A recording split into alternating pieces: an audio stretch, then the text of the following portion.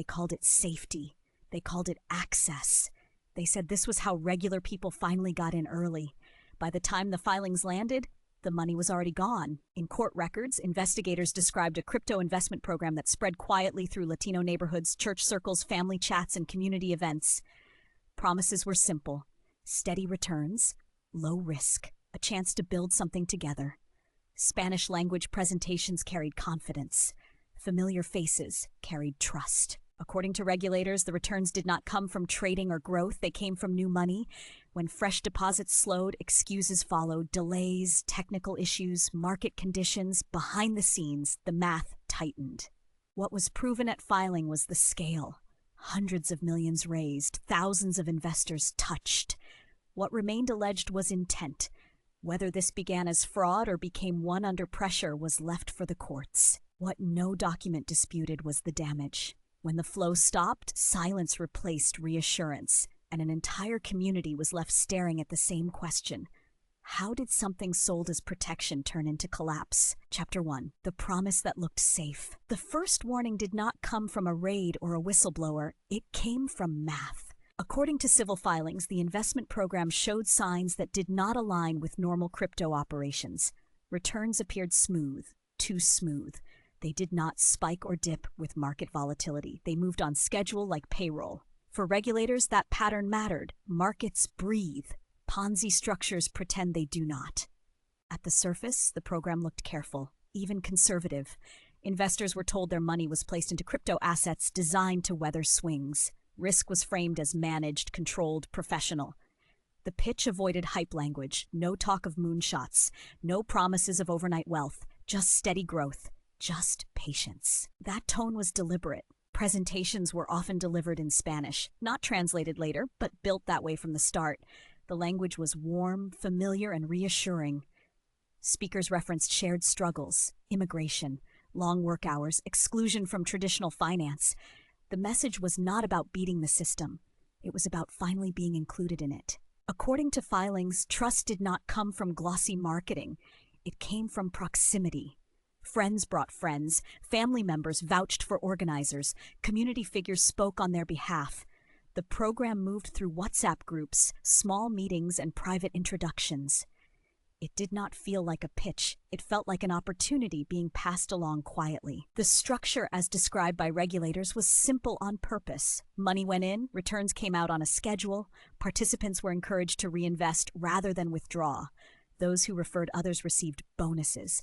Nothing was presented as mandatory. Everything was framed as optional, flexible, and respectful. Early participants were paid. That fact mattered more than any promise. Checks cleared, transfers landed, screenshots circulated.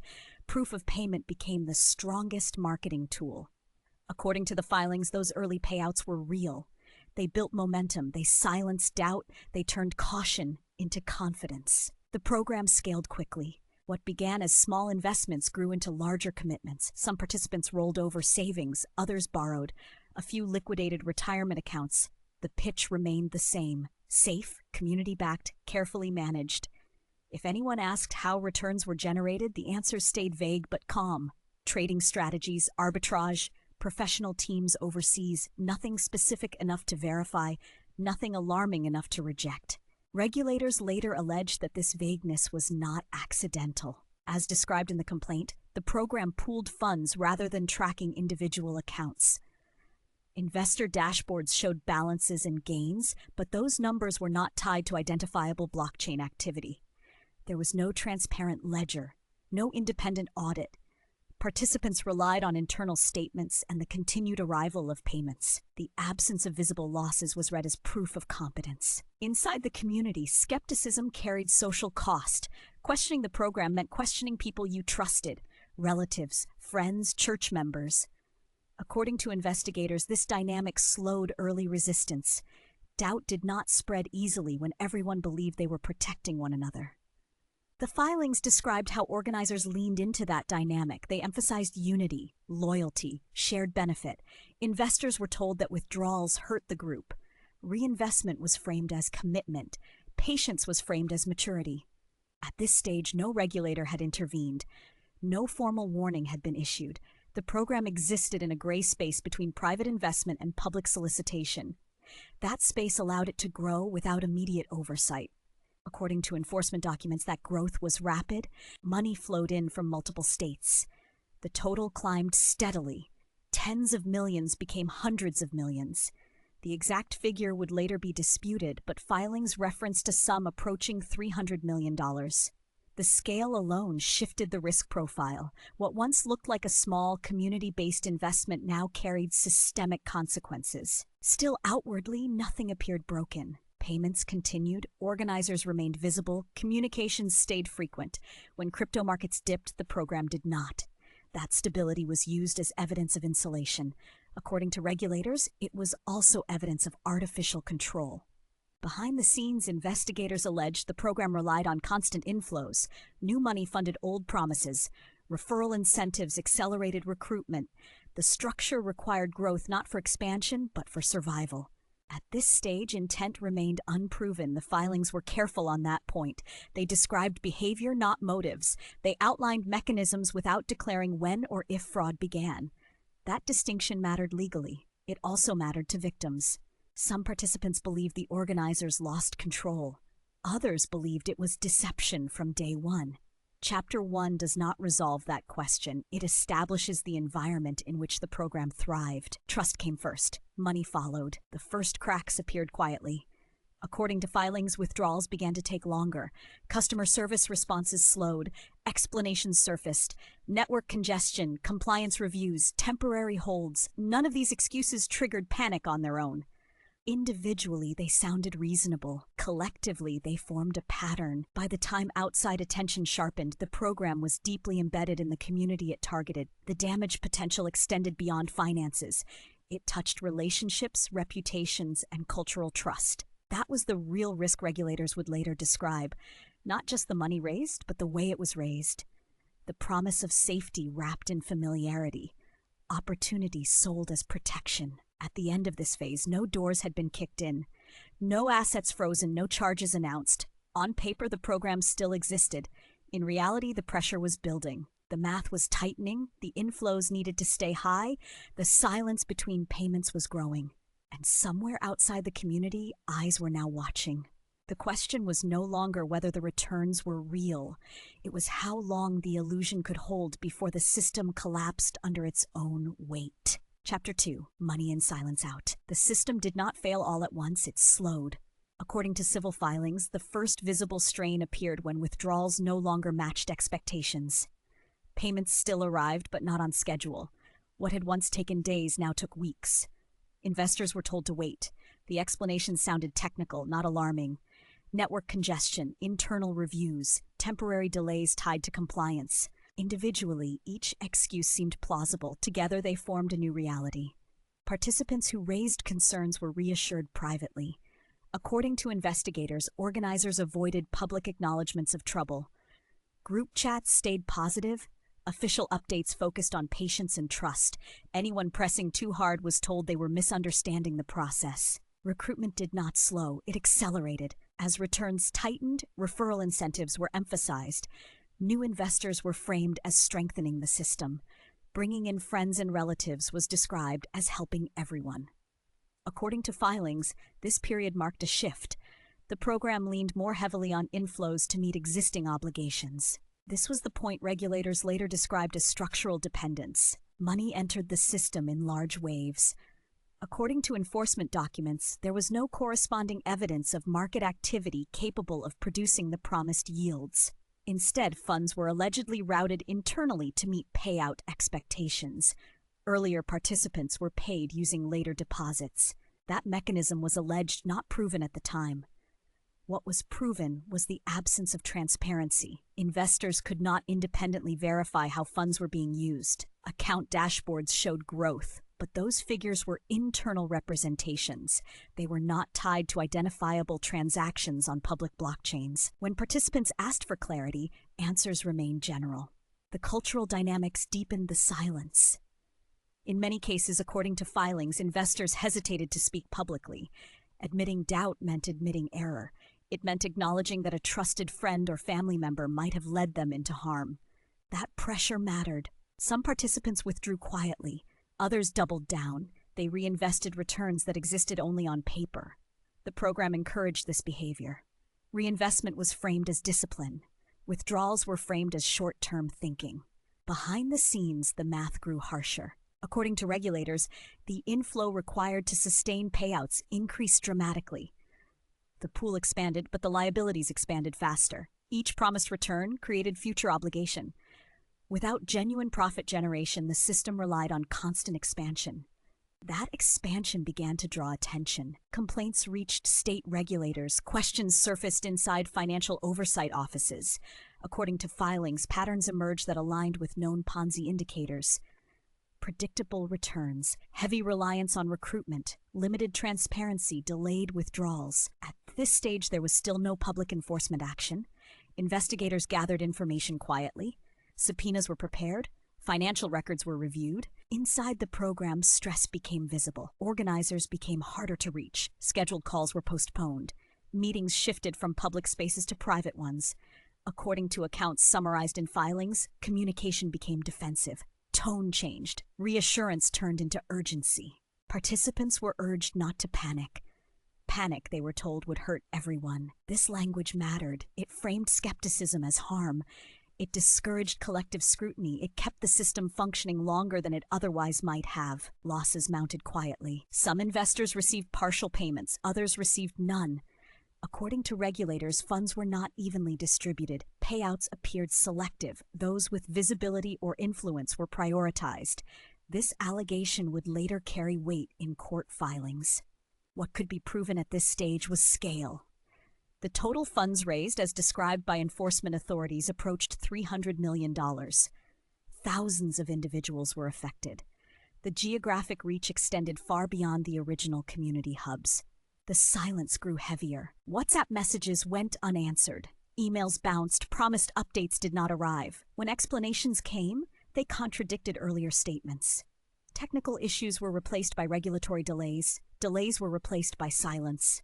Trust began to fracture. Some participants compared notes privately. Screenshots circulated showing unpaid balances. The narrative of safety began to crack. According to filings, this internal sharing accelerated concern more than any external warning. By the time regulators moved toward action, the system was already unraveling. The inflows slowed, recruitment stalled. The structure, dependent on constant growth, began to collapse inward. Obligations exceeded available funds. The illusion of stability could no longer be maintained. Intent remained a legal question. Regulators did not claim to know when deception began. They documented what happened. They documented how money moved. They documented what investors were told and when. What could not be disputed was outcome. By the end of this phase, many participants had lost access to their funds. Savings were trapped. Retirement accounts were drained. Family relationships were strained. The damage extended beyond balance sheets. The program that had promised protection now offered only uncertainty. Outside pressure intensified. Investigators finalized filings. Enforcement decisions moved forward. The quiet phase was ending. The question was no longer whether the system was failing. It was what would happen when failure became official. Chapter 3. When the clock ran out, the end did not arrive with sirens, it arrived with paperwork. According to court records, the civil enforcement action began quietly. Filings were prepared. Financial records were assembled. Allegations were framed carefully, separating what could be proven from what was still under investigation. When the action became public, many participants learned about it the same way they learned their payments had stopped. Through silence breaking into shock. The filings alleged that the investment program had operated as a Ponzi structure. New investor funds were used to pay earlier participants. Promised returns were not generated through legitimate crypto trading or asset growth. Instead, the system relied on continuous inflows to survive. Those allegations carried weight, but they were still allegations. What was proven at the time of filing was narrower and more concrete. Hundreds of millions of dollars had been raised. Thousands of investors had been affected. Funds were commingled. Transparency was absent. Withdrawals had been delayed or denied. Operations had effectively halted. The court moved quickly. Emergency motions sought to freeze assets. The goal was not punishment. It was preservation. Regulators argued that remaining funds needed to be secured before they disappeared. The court agreed.